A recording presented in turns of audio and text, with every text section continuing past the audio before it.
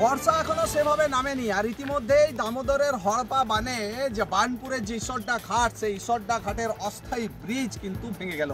স্বাভাবিকভাবেই বাঁকুড়া থেকে আসানসোল দুর্গাপুরের দিকে আসা এই ব্রিজ দিয়ে হাজার হাজার মানুষের যাতায়াত কিন্তু এই ব্রিজ দিয়ে আপাতত বন্ধ।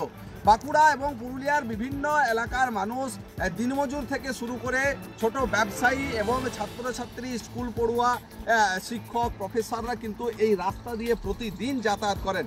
এবং দামোদরের জল কমলেই এই যে ব্রিজ, অস্থায়ী ব্রিজ, বাঁশ কাঠ মাটি দিয়ে এই ব্রিজ তৈরি করা হয় এবং সেই ব্রিজ দিয়েই প্রতিনিয়ত যাতায়াত করে বাঁকুড়া এলাকার মানুষ।